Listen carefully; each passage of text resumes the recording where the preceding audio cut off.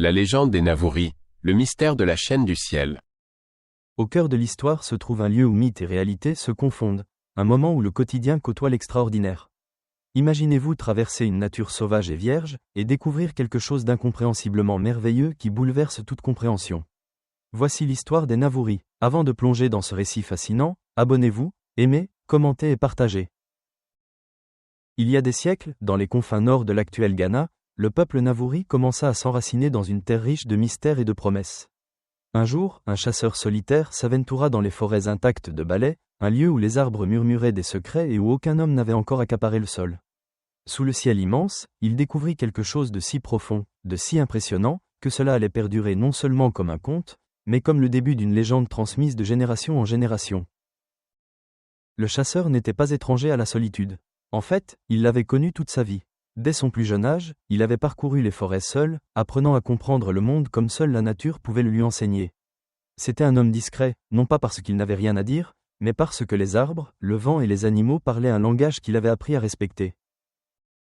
Il passait ses journées à errer dans les bois denses, se déplaçant prudemment entre les arbres imposants et les buissons épais. La forêt était pour lui comme un livre vivant, et il avait appris à en déchiffrer les pages. Il pouvait raconter l'histoire d'un cerf qui passait rien qu'à la trace de ses traces sur le sol.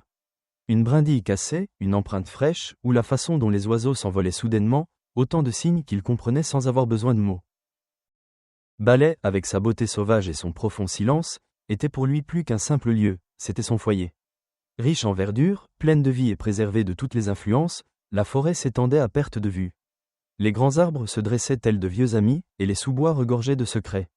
Pour d'autres, elle aurait pu paraître dangereuse ou inconnue, mais pour le chasseur, c'était là qu'il se sentait le plus vivant. Il connaissait le chant de chaque oiseau et le rythme du vent à l'approche d'une tempête. Le craquement des vieux arbres qui se balançaient, les cris lointains des animaux, et même le doux bruissement des feuilles sous leurs pieds, autant de sons qui lui étaient familiers. Il le réconfortait comme des berceuses pour un enfant.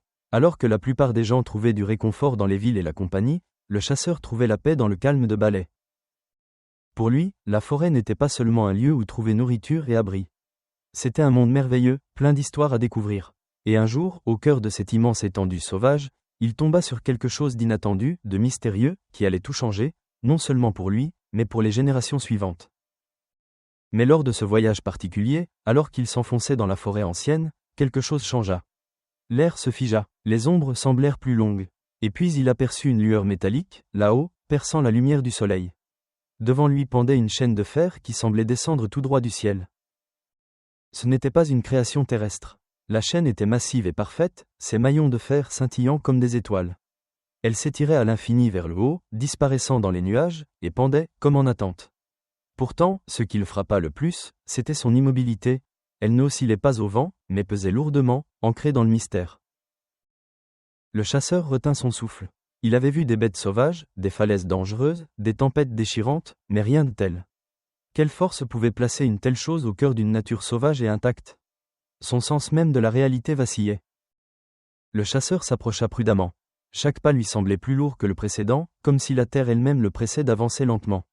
L'air autour de lui avait changé, il était plus dense, plus calme, presque sacré. Même les oiseaux s'étaient tus, comme s'il observait, attendait. Son cœur battait plus fort dans sa poitrine, non pas précisément de peur, mais d'un sentiment qu'il ne parvenait pas à expliquer. C'était comme si quelque chose d'ancien s'était réveillé. Il s'arrêta à quelques pas de là, les yeux fixés sur l'étrange objet devant lui. Il se trouvait dans une petite clairière, à moitié recouvert par la mousse et le temps, et pourtant il semblait préservé de la forêt environnante. La lumière du soleil perçait la canopée, projetant sur lui une douce lueur dorée, presque comme s'il avait été placé là exprès, à l'attendre.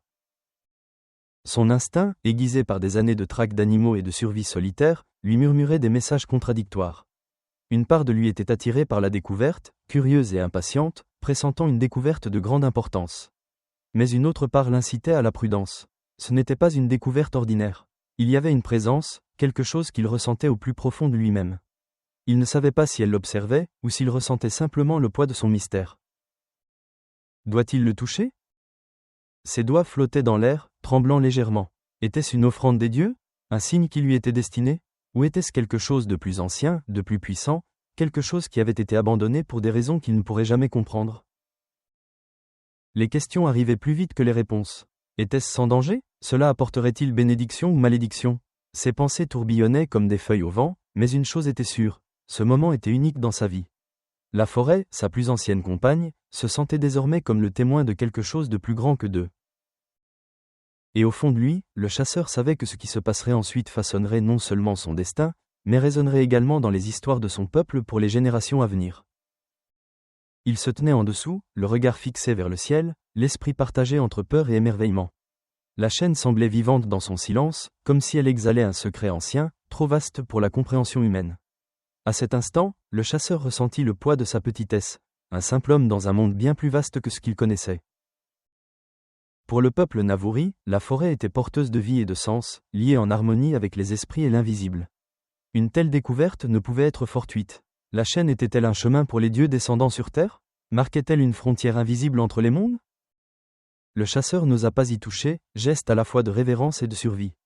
Des histoires mettaient en garde contre toute interférence avec des forces incompréhensibles, des récits évoquant des âmes perdues sous la colère divine. Ébranlé, il prononça une prière silencieuse et se retira, jurant d'honorer les secrets de Balai sans jamais y pénétrer. La légende de la chaîne de fer est devenue plus que le récit de la rencontre d'un homme, elle est devenue un pilier du patrimoine Navouri. Elle exhortait ses auditeurs à respecter les frontières entre le mortel et le divin, à ne rien considérer comme acquis dans la nature. Ces histoires nous relient à nos ancêtres, à leur imaginaire, à leurs peurs et à leurs questionnements. Les légendes nous permettent d'appréhender les mystères intangibles de l'existence, des forces qui défient la perception et pourtant paraissent aussi réelles que le sol sous nos pieds. L'émerveillement suscité par les échelles célestes et les chaînes divines résonne bien au-delà du Ghana. De l'échelle de Jacob dans les écritures bibliques au pont arc-en-ciel de la mythologie nordique, l'humanité cherche depuis longtemps à donner un sens à l'immensité du ciel. Ces parallèles universels laissent entrevoir un désir collectif, l'espoir de relier l'humanité au divin, la terre au cosmos. La chaîne de fer pourrait-elle témoigner d'un tel pont, ou est-ce le génie de la tradition orale qui donne vie à nos rêves les plus profonds? Dans un monde dominé par la technologie et la certitude, ces récits nous rappellent l'inconnu. Ils préservent l'imaginaire et les valeurs de culture lointaines, mettant en lumière la façon dont nos ancêtres se connectaient au monde qui les entourait. Perdre ces récits signifierait perdre un pan de notre humanité. Les légendes sont des réceptacles de mémoire qui nous apprennent à trouver la beauté dans les questions sans réponse de la vie. Aujourd'hui encore, la légende des Navouri résonne. Elle nous incite non seulement à honorer notre histoire, mais aussi à embrasser les mystères qui nous entourent encore aujourd'hui. Passionnés d'histoire, nous sommes les gardiens de la voix collective de l'humanité. Que ce soit par la recherche, le récit ou l'admiration, chacun de nous a le pouvoir de préserver les trésors du patrimoine culturel. En perpétuant ces histoires, nous honorons ceux qui nous ont précédés et inspirons ceux qui nous suivront. La chaîne de fer de Balai incitait autrefois un chasseur à questionner l'univers. Aujourd'hui, elle vous appelle. Explorez les histoires de votre héritage, ou celles d'autres, proches ou lointaines. Partagez ces récits, perpétuez-les et défendez la préservation de la mémoire culturelle. Le passé vous attend, commencez votre voyage. Suivez Tale of Our Ancestors pour plus d'histoires. N'oubliez pas de vous abonner, d'aimer, de commenter et de partager.